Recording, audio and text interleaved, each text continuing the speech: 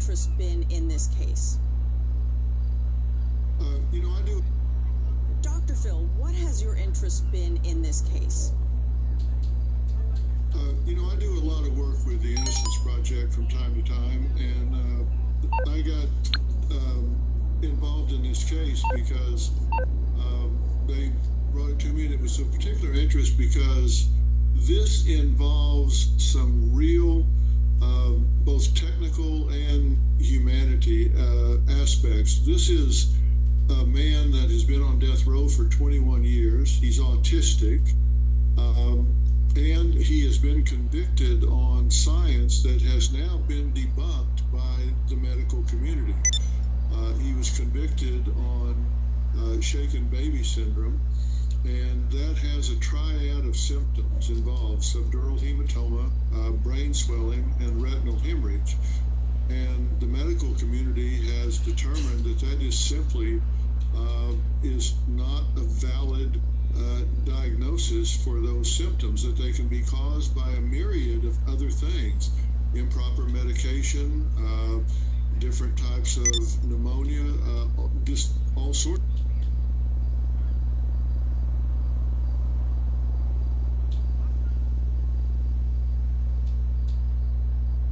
Rowing is boring and hard, but it's a great full body workout that you like.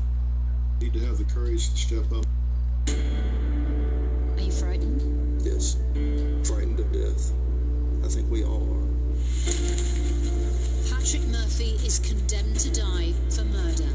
Murphy is scheduled to be executed at this hour tomorrow. Certainly one of the most violent acts exacted upon a police officer.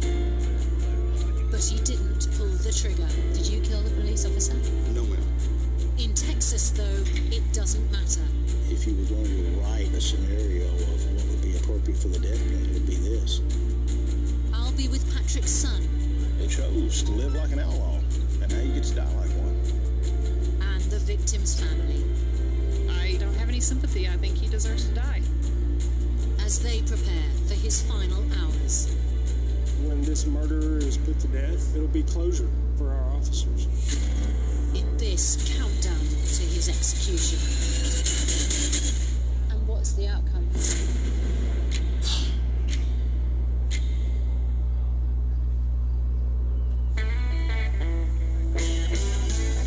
The last living members of a pretty notorious group of former fugitives is scheduled to be executed. Patrick Murphy was one of the Texas 7 prison escapees. This is a journey to a pretty bleak place. A maximum security prison where there are men being held who know that they're facing a sentence of death. I'm meeting Patrick Murphy, one of America's most notorious fugitives, convicted of killing a police officer during an armed robbery. I just wonder what he's thinking. Whether he thinks he deserves his punishment, whether he'll ask forgiveness, and what his thoughts are on the years and years that he spent in prison.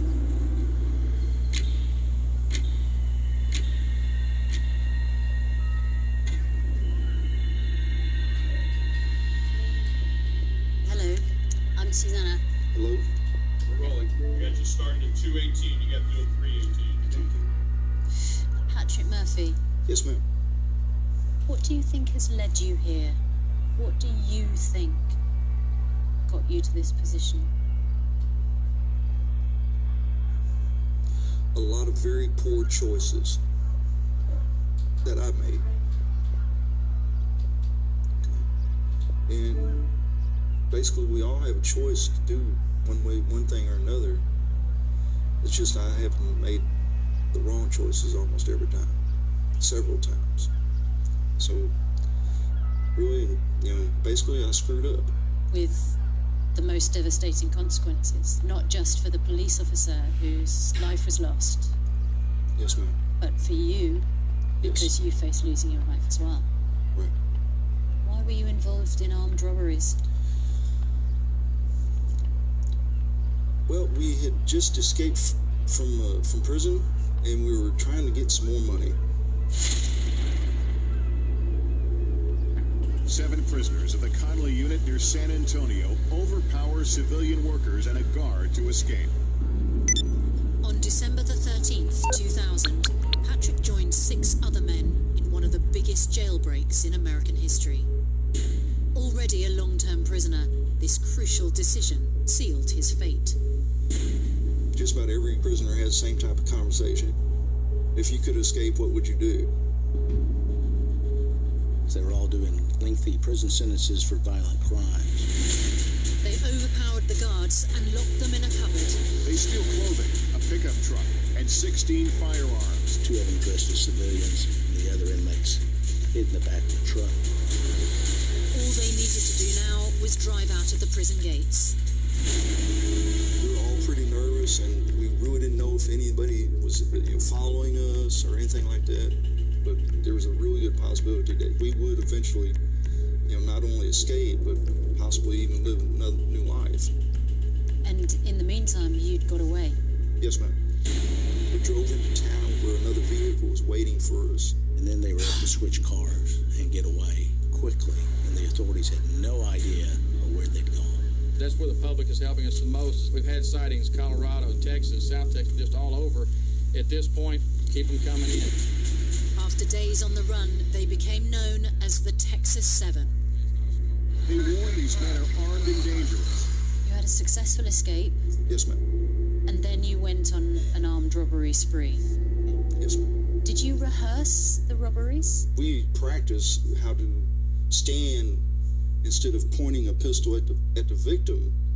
We would either hold it up in the air like in a threatening manner, like so, or down at our side. This way, if someone tried to rush us, the pistol wouldn't go off accidentally. Understand what I'm saying?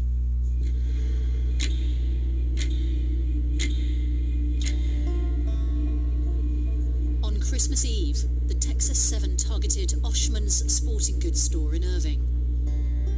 And just a few hundred meters away, Officer Aubrey Hawkins was having Christmas dinner with his family. Aubrey was a caring man, an honest man, a loving father. He always loved helping people. That was Aubrey. At 6:26 p.m., 911 received a report of a disturbance at Oshman's. Aubrey was on the scene within 3 minutes. Patrick Murphy's role was to be the lookout, or his code name was Guardian Angel. He was listening to the Irving police calls and immediately told them that Irving had dispatched a police officer. My position was out in front of the store. Is I'd say almost 100 yards away, and the incident occurred behind the store in the loading dock area.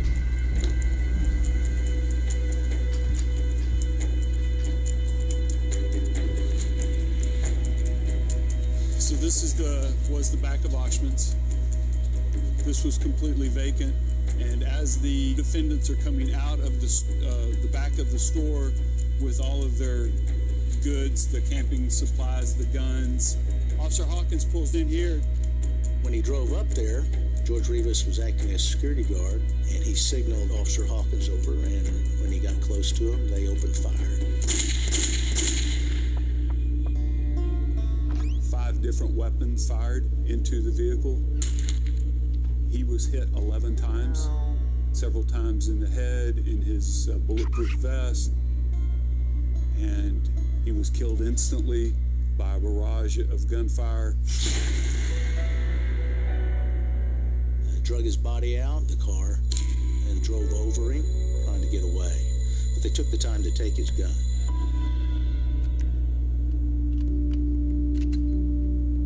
Certainly one of the most violent acts that could be exacted upon a police officer. I couldn't even begin to figure out how I was going to break the news to Andrew, and he was devastated. Andrew was lucky he couldn't have had a better father, and it's sad that he lost all that, and it kills me for him. He didn't deserve this, and I feel bad. I feel sorry for everything he missed and everything Andrew missed. Did you kill the police officer? parachutist. I was a getaway driver. I didn't know that shots had been fired for 10 to 15 minutes. He was shot 11 times. He was also run over. Yes, ma'am.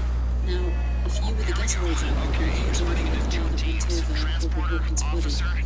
No, I wasn't. Do you know no shots or consequences? Demolitions. There's a perimeter team.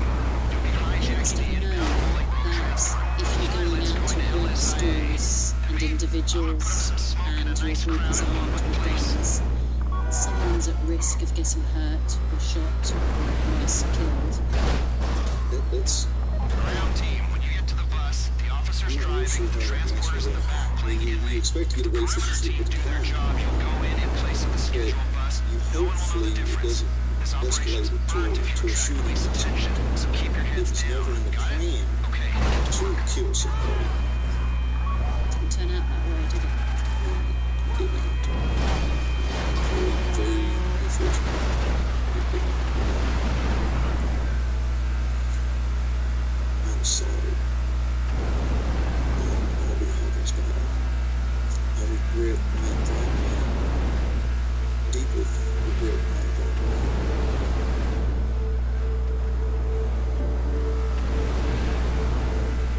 Even amongst those who strongly support the death penalty, there are people who do not think that Patrick Murphy deserves to die. He didn't shoot the gun, and he wasn't a major participant of the armed robbery which ended in Aubrey Hawkins' death. But here in Texas, that doesn't matter. As an accomplice, you can still be found guilty of murder. And in just 36 days, Patrick Murphy will be executed. If you were going to have the scenario of what would be appropriate for the death penalty, it would be this. Violent outlaws who break out of prison and commit a capital murder of a police officer. What could be more dangerous? I think clearly he deserves to die.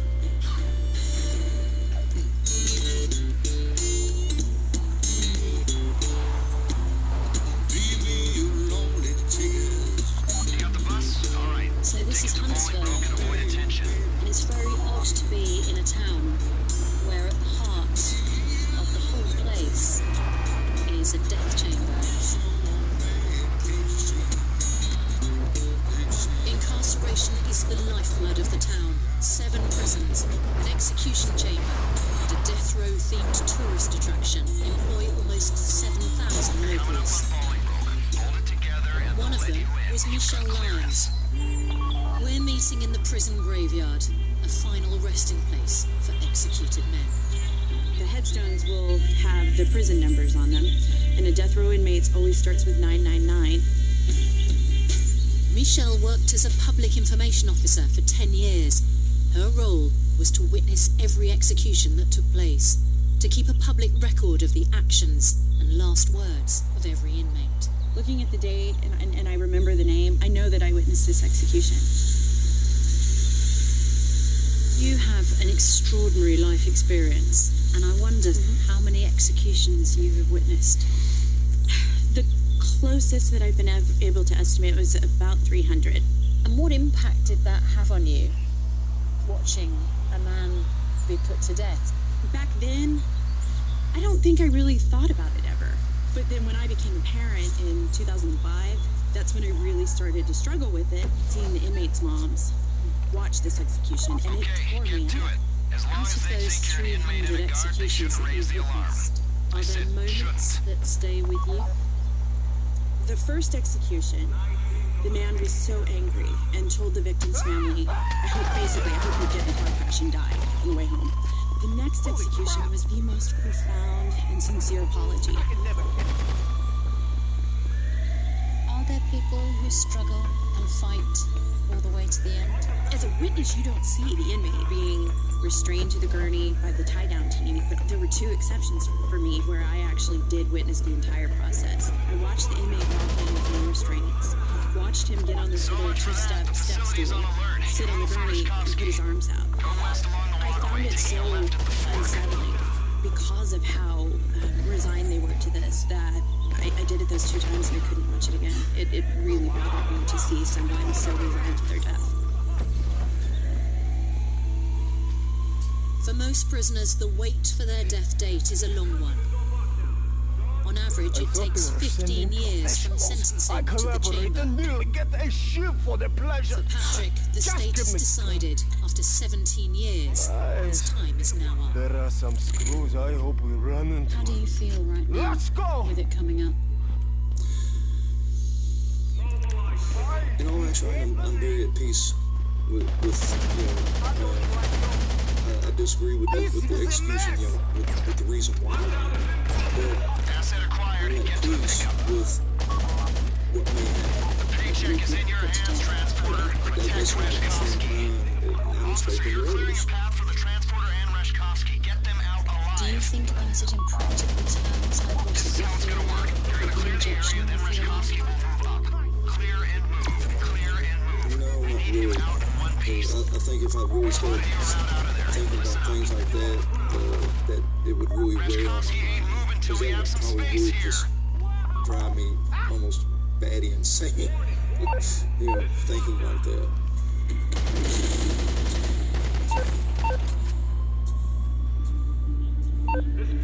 The only alternative to accepting death is to appeal. Almost all prisoners choose to fight their sentence, but less than 2% have been exonerated. A lot of the time, what you're trying to do as a death penalty lawyer is just to keep your client alive for as long as you can. It's not a great life, but it's a life, and they have friendships, and they get to visit their family members. It's still better than no life. For the last 15 years, Patrick's lawyers have been fighting against his sentence. So far, they've launched 9 unsuccessful appeals. News has just arrived on the final attempt.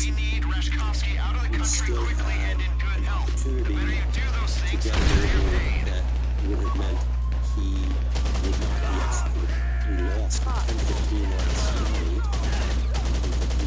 He was very clear-eyed that it will not come as a surprise.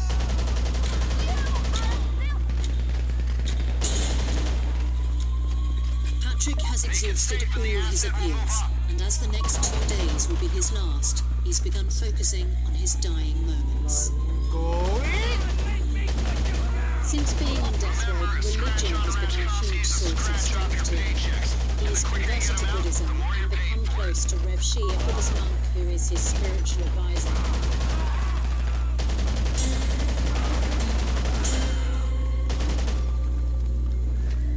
We do what we call chanting, sort of like singing hymns in church. I think it's become a very grounding principle for him, something to sort of hold on to make him stronger. A religious advisor is allowed in the death chamber as the lethal injection takes effect. They comfort the inmate, placing one hand on their foot. A small gesture ends the years they've been denied all human contact. My client, Patrick Murphy, was focused on, if he in fact gets executed on Thursday, to be able to perform the rituals and practices that his faith requires. But the state only employs Christian and Muslim advisors. Patrick's Buddhist priest is not currently authorized to enter the death chamber. Patrick's lawyers have taken his case to the highest tribunal in the nation, the Supreme Court, in the hope they overrule Texas and allow Reverend Shi to be present. Filed this morning a civil rights lawsuit to say that the execution can happen only if the prison agrees to provide Mr. Murphy with a spiritual advisor of his faith. A lot of these cases go down with violence. Now, 9 judges have less than 48 hours to decide whether to grant Patrick his dying request. One of the last things I would like to say is something that the Dalai Lama always says: to be kind whenever possible is always possible. It's a good point. Ground team, you need to coordinate near Reshkovsky Airborne ASAP.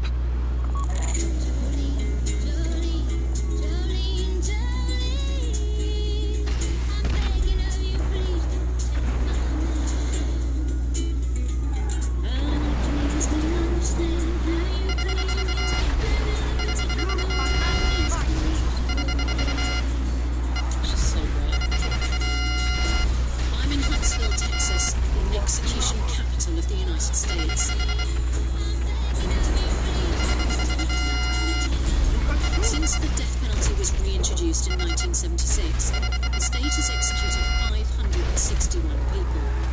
Patrick Murphy is set to be next for his role in the murder of police officer Orville Wilkins in 2000.